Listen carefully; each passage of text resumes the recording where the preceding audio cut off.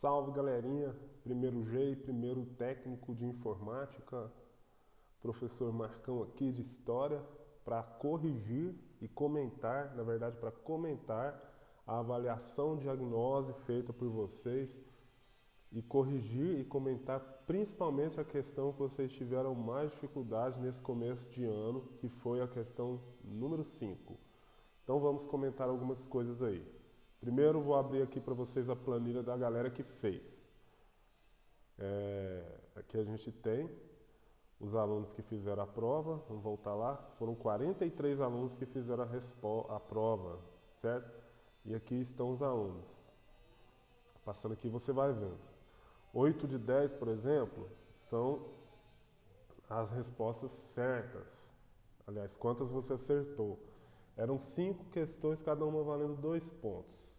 Olha, 5 vezes 2 é 10. Se você tirou 8, significa que você acertou 4 e errou uma. A Raíssa foi a primeira garotinha que fez. Ela lá do primeiro G, ela respondeu a prova 8 e 24. Então vai passando aqui e você vai vendo a sua nota aí. Depois a galera do primeiro técnico científico fez no dia 12, que foi o dia que eu mandei para eles a prova. Dia 9 foi o primeiro G e dia 12 foi a galera do técnico da informática. E aí tem uma galerona que acertou 10, só lá pra você ver. A Pimentinha acertou 10 de 10, o Eric 10 de 10, o Pedro Henrique 10 de 10, a Aniele, que rima com Franciele, 10 de 10, a Maria Isabel 10 de 10, a Jennifer, aluna novata, 10 de 10, a Cleisla, 10 de 10, a Grazi, aluna exemplar, 10 de 10, a Maria Clara, 10 de 10, o Gustavo, 10 de 10, cansei. Muita gente acertou 10 de 10, beleza? Vamos para a prova lá. Aqui está o resumão da prova.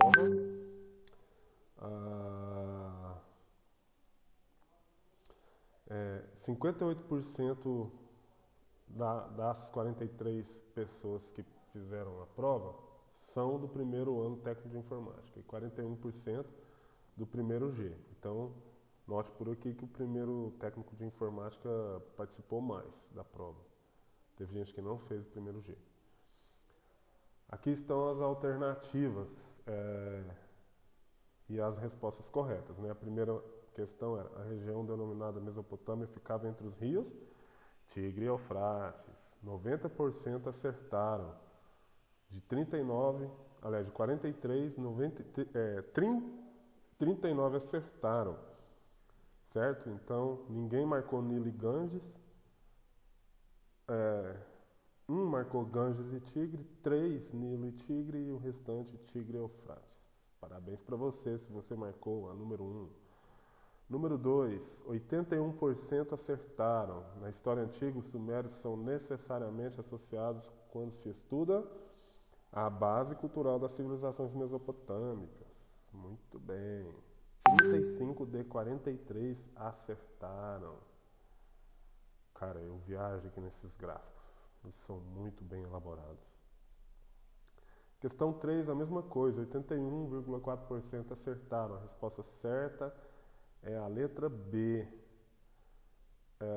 Necessidade de coordenar o trabalho de grandes contingentes humanos para realizar obras de irrigação.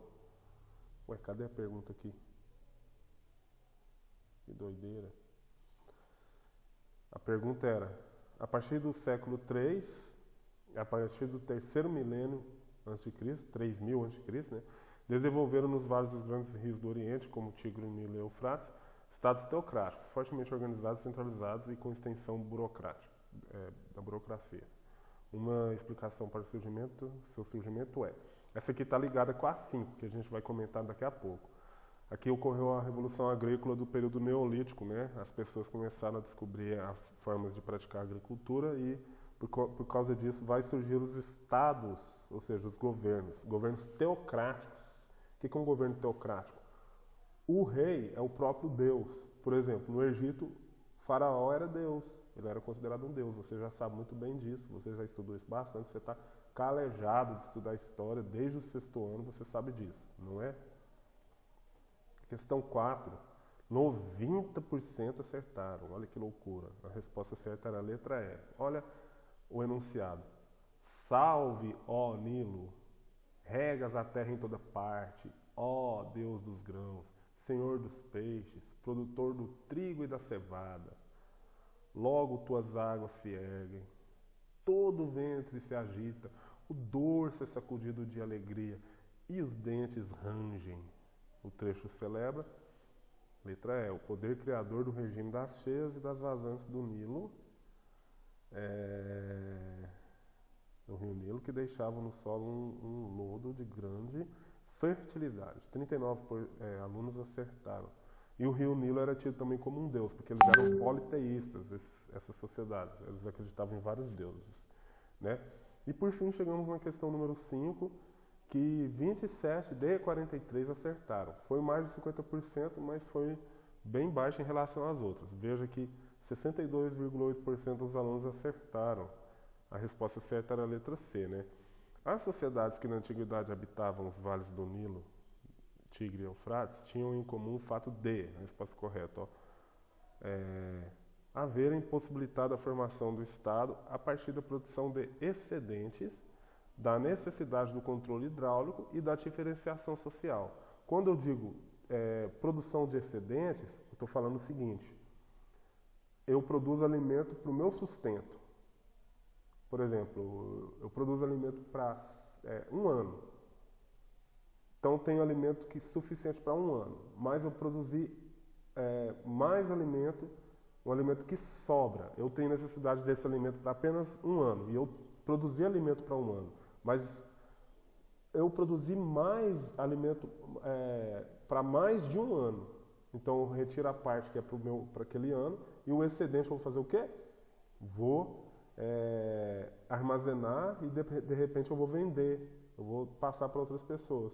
Certo? Então, a produção de excedente faz com que surja o Estado. Por quê? Porque se você tem produto armazenado, você vai precisar de policiais para proteger esse produto. Porque, de repente, pode vir outras pessoas para querer roubar esse produto. Então, vai surgir o Estado, vai surgir o rei, e esse rei vai precisar de exércitos para proteger os produtos que estão armazenados. Assim vai surgir a civilização. Então, eu começo a produzir excedentes agrícolas. Então, eu tenho mais produção do que eu necessito e eu vou comercializar essa produção. E antes de comercializar, eu preciso armazenar e eu preciso proteger para que ela não seja roubada. Segundo, necessidade do controle hidráulico. O que é isso? Eu vou controlar as águas do rio para que elas irriguem as minhas plantações. Então, eu vou construir diques e dutos de irrigação para levar a água do rio até as minhas plantações. E por último, diferenciação social. Começa a surgir diferentes classes sociais a partir do momento que a agricultura surge. Vamos observar isso através de imagens, porque é muito melhor com imagem. Ainda mais você que está lá no primeiro ano, você que ainda é uma criancinha mimada que precisa de ver imagens para entender melhor. Não é isso? Então vamos lá. Primeiro, quando ocorre a Revolução Agrícola, você vai ter mais produção de alimentos. Vamos ver essa imagem aqui. Talvez minha cabeça está aqui te tampando. Veja você essas mulheres aqui trabalhando na produção agrícola. Então você vai ter muitos produtos agora. E, como eu falei, aquela questão do excedente, você vai ter que pegar esses produtos e armazená-los. Né? Armazenar esses produtos em armazéns. Então você tem essa primeira questão aí, aqui outra imagem, tudo. Então você tem um excedente agrícola e você precisa proteger esse excedente agrícola. Então você vai criar um mecanismo para governar. Então você vai ter um rei, vai ter um conjunto de força policial, que são os exércitos, justamente para proteger esse alimento aí excedente. Segundo, controle hidráulico.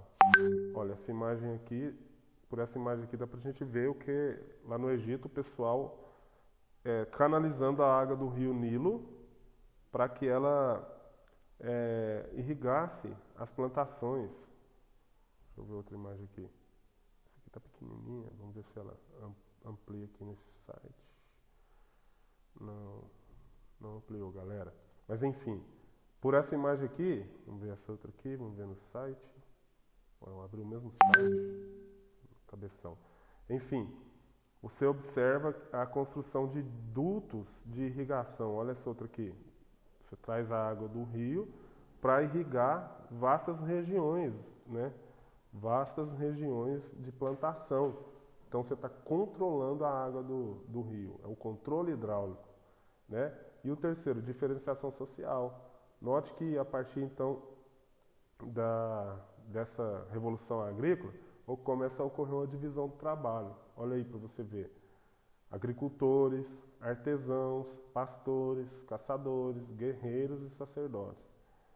Aí começa a surgir riqueza e prestígio. Essas diferentes profissões conduziram às diferenças sociais, pois havia algumas com mais prestígio, sacerdotes e guerreiros, e outras com mais riqueza, né?